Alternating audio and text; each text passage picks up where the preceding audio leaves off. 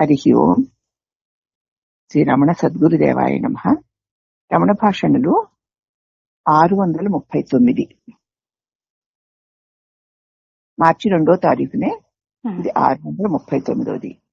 పుదుక్కోటై లక్ష్మణ్ శర్మతో మాట్లాడుతూ భగవాన్ ఇలా అన్నారు: చాలా పరిచితము, అత్యంత సన్నిహితము అయినది వదిలేసి ఎవరు గాని వేరే దానికై ఎందుకు తపన పడ్డం?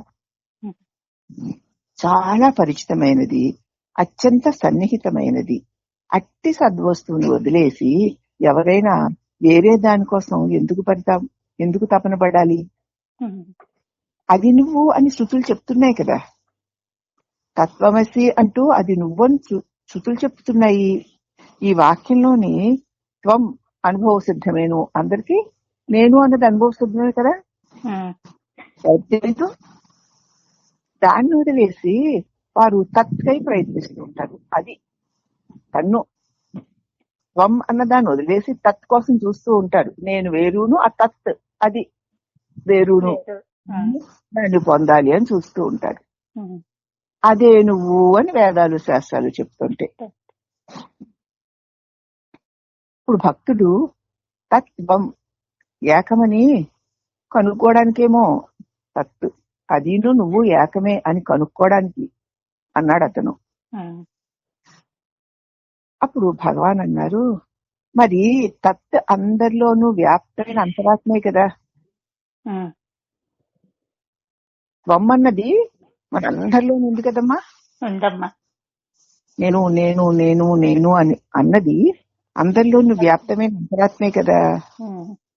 దాన్ని తెలుసుకోవడానికి అత్వం అంటే తన్ను తాను వదిలేసి ప్రపంచాన్ని విషయాశ్రితంగా చూస్తాడు. నిన్ను నువ్వు తెలుసుకోవడం మానేసి ఏ నువ్వు ఉండడం వల్ల అన్ని తెలియబడుతున్నాయో వాటిలో తిరగడానికి ప్రయత్నిస్తాడు. ప్రపంచం అంటే ఏమిటి? ఆ ప్రపంచంలో వ్యాపించి ఉన్నదేమిటి? ప్రపంచంలో వ్యాపించి ఉన్న దానిని చూడాలనుకుంటాడే గాని, అంటే తత్ అది అన్నది తన చేత తెలియబడే ప్రపంచములో వ్యాపించి ఉన్నదని దానిని తెలుసుకోవడానికి తన్ను తాను వదిలేస్తాడు. తన్ను వదిలేసి ప్రపంచంలో వ్యాపించి ఉందట అది అని ప్రపంచంలో చూస్తాడు. అర్థమైందా? అయ్యిందమ్మా.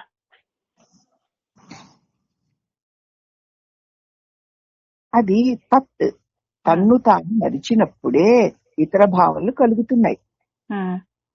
అసలు అది అంటే తత్ కదా. తన్ని తాను మరిచినప్పుడే ఇతర భావాలు కలుగుతున్నాయి. కాబట్టి అట్టి విషయాలతో నేను ఏ జోక్యము పెట్టుకోలేదు. నన్ను నేనే పట్టుకుని ఉన్నాను. కొంతకాలానికి ఇటువంటి విషయాలన్నీ మనుషులు పరిశోధిస్తారు అని నా మనసుకు వచ్చింది. అప్పుడు తెలిసిందట ఎందుకు ఇవన్నీ వాళ్ళు పరిశోధిస్తున్నారు. తమ్ము తాము వదిలేసి తన వల్ల తెలియబోయే వాటిలో అదేదో పరబ్రహ్మం ఉంది అని వెతుకుతున్నారు. అప్పుడు నాకు తెలిసింది, నేను త్వం అన్న నాతోటి నేను సంబంధం పెట్టుకున్నాను. నన్ను నేను మర్చిపోలేదు. ఎప్పుడైతే నన్ను నేను మరిచిపోతానో అప్పుడు ఇతర భావాలు కలుగుతాయి. అట్టి విషయాలతో నేను ఏ జోక్యము పెట్టుకోలేదు.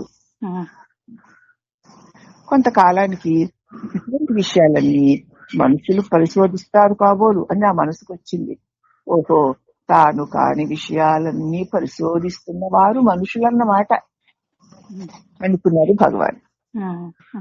కాని వారు పరమాత్మ. తనను తాను పట్టుకుని ఉన్నవాడు పరమాత్ముడు. తన్ను విడిచి అన్నిటినీ పరిశోధించేవాడు జీవుడు. మనుషులు ఓహో ఇలాగున ఈ విషయాలన్నిటినీ పరిశోధిస్తారన్నమాట. అని నా మనసు ఇచ్చింది అన్నారు భగవాన్.